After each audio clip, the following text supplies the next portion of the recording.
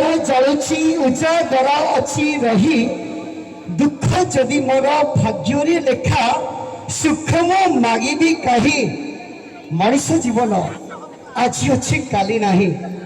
ସତ ଦର୍ଶକ ବନ୍ଧୁ, ମଣିଷ ଜୀବନ ଦୁଃଖମୟ। এই ଦୁଃଖକୁ ଦୂରୀଭୂତ କରିବା ପାଇଁ ଆପଣମାନେ ସମସ୍ତେ ସଙ୍ଗୀତକୁ ଭଲ ପାଆନ୍ତୁ। ସଙ୍ଗୀତର ମୂର୍ଚ୍ଛନାରେ ଆପଣମାନେ ହଜିବାକୁ ଚେଷ୍ଟା କରନ୍ତୁ। ସତ କଥା ହେଲା, ରଙ୍ଗର ପ୍ରଥମ ଛିଟା ମତେ ତ ଲାଗୁଛି ଆପଣଙ୍କ ଦେହରେ ଲାଗି ସାରିଛି। ହୋଲି ଆପଣଙ୍କ ସବୁ ଦୁଃଖକୁ ଦୂରୀଭୂତ କରିଦେବ। ବର୍ତ୍ତମାନ କିନ୍ତୁ ମୁଁ ଚାହୁଁଛି ଆପଣଙ୍କୁ ସମସ୍ତଙ୍କୁ ପୁଣି ଥରେ ହୋଲିର ରଙ୍ଗରେ ମାନେ ପ୍ରେମର ରଙ୍ଗରେ ଭିଜିବା ପାଇଁ। ଆପଣମାନେ ସମସ୍ତେ ଭିଜିବା ପାଇଁ ରାଜି ତ? ଆପଣମାନେ କଣ ଭାବୁଛନ୍ତି?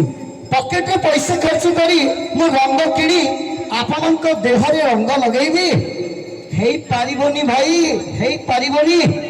ଯେଉଁମାନେ ଅଲରେଡି ରେଡି ଅଛନ୍ତି ମୁଁ ସେଇ କଣ୍ଠଶିଳ୍ପୀ ମାନଙ୍କୁ ମଞ୍ଚକୁ ଆମନ୍ତ୍ରଣ କରିବେ ଯାହାଙ୍କର କଣ୍ଠର ଯାଦୁ ସମଗ୍ର ଓଡ଼ିଶାର ଦର୍ଶକ ବନ୍ଧୁ ମାନଙ୍କ ହୃଦୟକୁ ଛୁଇଁଛି। ସେଇ ଗୀତ ଗାରଉ ଗାରଉ ଗାରେଇ ଦେଲି ପାପୁଲିରେ ତୋର ନା। এই গীতକୁ ଗାଇ ସମଗ୍ର ଓଡ଼ିଶାରେ ସ୍ୱତନ୍ତ୍ର ସ୍ଥାନ ଅର୍ଜନ କରିଥିବା କଣ୍ଠଶିଳ୍ପୀ ଆଜି ଆମ ନିକଟରେ ଅଛନ୍ତି। ତାଙ୍କୁ ଆମେ ସ୍ୱାଗତ କରିବା। ମୁଁ ଅନୁରୋଧ ରଖିବି କଣ୍ଠଶିଳ୍ପୀ ଏସ୍ ଜିତୁକୁ ଆପଣମାନେ ୱେଲକମ୍ କରନ୍ତୁ ଗୋଟେ ଚୋଟ କରତାଳି ଦେଇ। ଏକା ସାଙ୍ଗରେ ମଞ୍ଚକୁ ଆମନ୍ତ୍ରଣ କରିବେ।